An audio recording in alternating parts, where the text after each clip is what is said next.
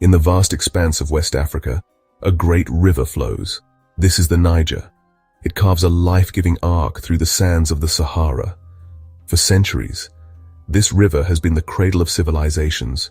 It has watered fields and carried traders on their journeys. Along its fertile banks, one of the greatest empires in African history rose to power. This was the Songhai Empire. At its zenith, it was a place of immense wealth, profound learning, and incredible power. It stretched for over 1,000 miles, a testament to human ingenuity and ambition in a challenging land. Its story is one of dramatic rises and tragic falls, a saga written in gold, salt, and sand. The Songhai Empire was a beacon of order and prosperity in its time. It commanded the trade routes that crisscrossed the desert. These routes were the arteries of commerce, carrying precious goods that were the envy of the world. From the south came gold, shimmering and pure. From the north came salt, a mineral as valuable as gold itself. The Songhai controlled this flow, and in doing so, they built a society of staggering complexity and culture. Their influence was felt from the Atlantic coast deep into the heart of the continent. This was a world where great cities thrived, and scholars gathered from across the known world to share their wisdom. Imagine standing on the banks of the Niger River during the 15th century. The sun beats down on a bustling landscape. Large canoes laden with goods glide silently across the water. The story of the Songhai begins long before the empire reached its peak. It starts with the Songhai people themselves. They were skilled fishermen, farmers, and traders. They made their homes along the bend of the mighty Niger River. For them, the river was everything. It was a source of food, a highway for travel, and a spiritual center. One of these settlements was Kukia, an ancient and important trading town. It was from these humble beginnings that a powerful dynasty would eventually emerge. They established a small kingdom centered on the city of Gao. Gao was strategically located on the Niger River. This made it a natural hub for the trans-Saharan trade. Caravans of camels laden with goods would arrive from the north. For many years, the fledgling Songhai kingdom existed in the shadow of a greater power. This was the Mali Empire. The rulers of Mali, such as the legendary Mansa Musa, were incredibly wealthy and powerful. For over a century, the Songhai were subjects of Mali, but they never lost their distinct identity. They waited, learning from their conquerors, observing Mali's methods of governance, its military strategies, and its control of the lucrative trade routes. The opportunity for independence came in the 14th century. The once mighty Mali Empire began to weaken. Seeing their chance, the Songhai people rebelled. They reasserted their control over Gao and declared their independence. This was a pivotal moment. It marked the true birth of the Songhai state as a formidable power in its own right. The Dia dynasty of rulers gave way to a new line of kings, the Sunni dynasty. The rise of Songhai from a regional kingdom to a sprawling empire was the work of extraordinary leaders. The first of these titans was Sunni Ali. He ascended to the throne in 1464. Sunni Ali was a brilliant military strategist and a relentless conqueror. He understood that to build a lasting empire, he needed to control the entire length of the Niger River. He built a powerful army and a formidable river navy of war canoes. With these forces, he embarked on a campaign of expansion that would last for nearly 3 decades. In 1468, he captured the legendary city of Timbuktu. The city's scholars and merchants had sought his help against Tuareg raiders, but they soon found themselves under his firm rule. He then turned his attention to Jenne, another wealthy center of trade and learning. Jenne was protected by its surrounding wetlands and resisted for years, but Sunni Ali was persistent. After a long siege, the city finally fell in 1473. After Sunni Ali's death, a new leader emerged who would shape the empire's cultural and religious identity. This was Askia Muhammad, who came to power in 1493. He was a devout Muslim who had served as a general in Sunni Ali's army.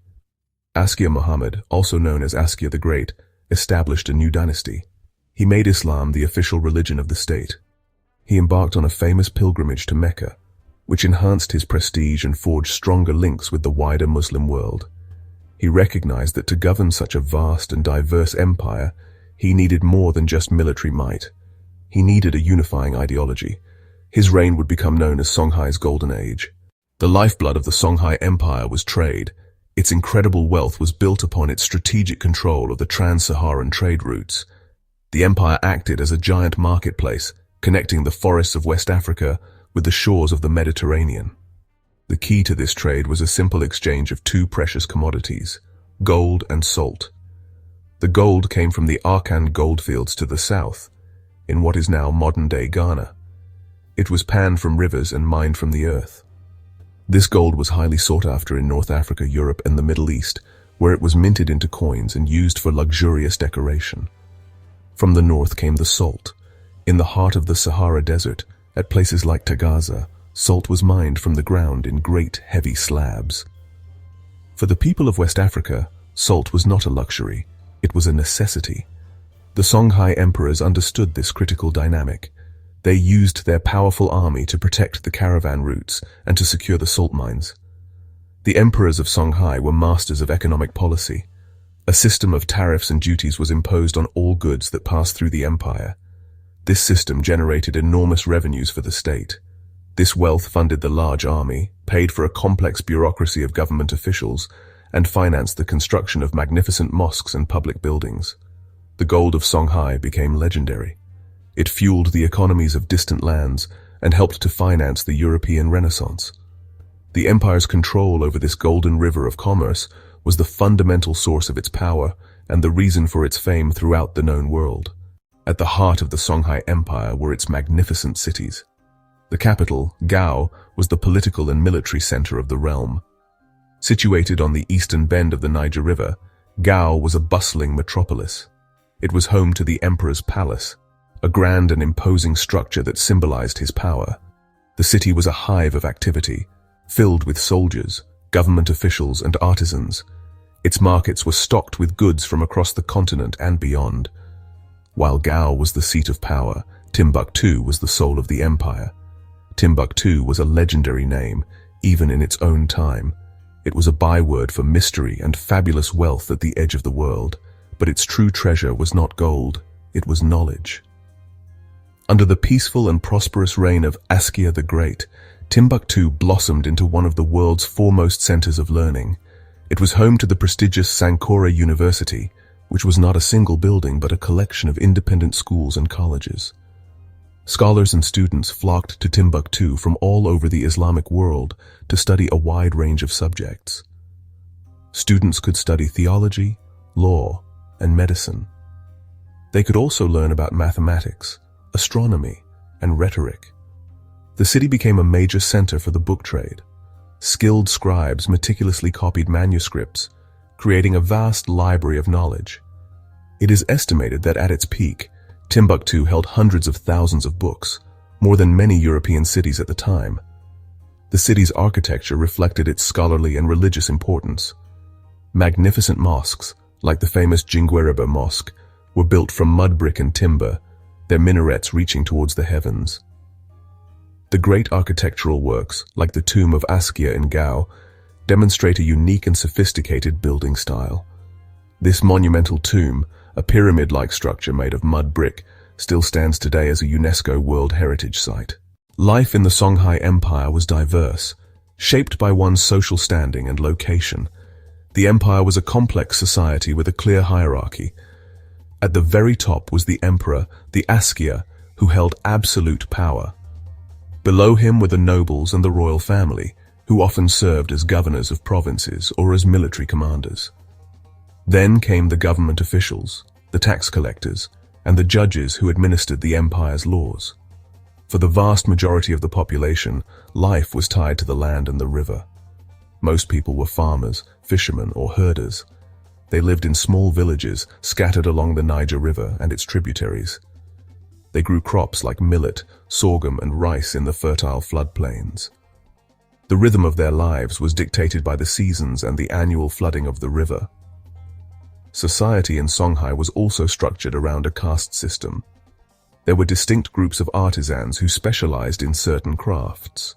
Blacksmiths, for example, were both respected and feared for their ability to work with iron, a skill that seemed almost magical. There were also leather workers, weavers, and potters. These skills were often passed down from generation to generation within the same family.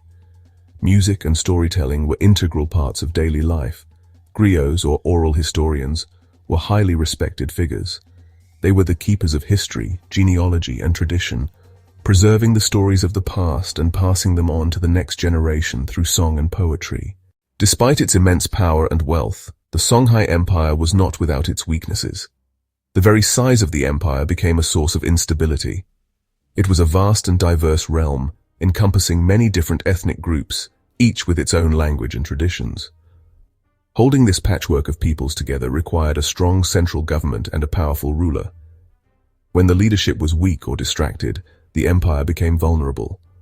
The governors of distant provinces sometimes acted like independent kings, challenging the authority of the emperor in Gao. The problem of succession was a recurring crisis for the empire. After the long and stable reign of Askia the Great, a series of his sons and grandsons competed for the throne. This led to a period of intense political instability, marked by coups, assassinations, and civil wars. Each new emperor had to fight to secure his position, often purging rivals from within his own family. This constant infighting drained the empire's resources and weakened its military. The Songhai also faced military challenges from their neighbors. To the south, the Mossi kingdoms frequently raided the empire's borders, disrupting trade and agriculture. To the north, in the Sahara, the Tuareg nomads were a persistent threat to the caravan routes. The most significant external threat, however, was growing far to the north, in Morocco. The Saadi dynasty of Morocco had its own ambitions. They coveted the source of the West African gold that flowed through Songhai. The Moroccans had a crucial advantage: access to new military technology. They had acquired firearms, including arquebuses and cannons, from their European neighbors. The Songhai army, which still relied on traditional weapons like swords, spears, and bows, was about to face a foe unlike any it had encountered before. The final chapter of the Songhai Empire was written by an invading army from the north. In 1590, the Moroccan Sultan Ahmad al-Mansur, emboldened by his possession of modern weaponry, made a fateful decision. He dispatched an army of around 4,000 soldiers to cross the vast Sahara Desert. But the army was led by a determined commander, a Spanish eunuch named Judar Pasha.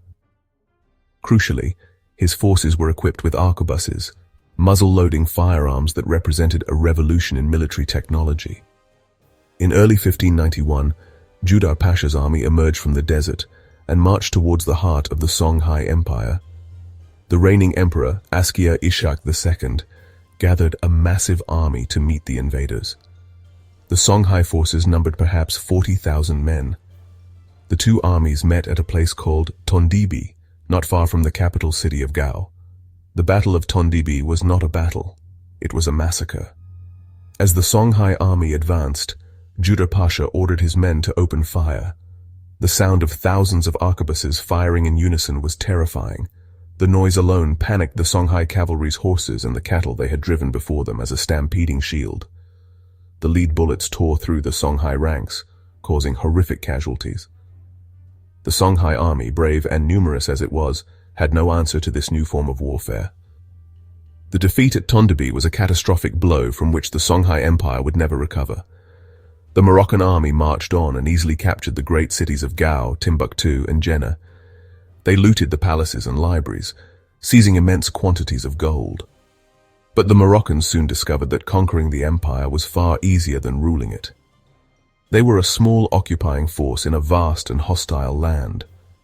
The Songhai state shattered into smaller warring kingdoms. The great empire was no more. Its magnificent structure had been brought down by the sound of guns.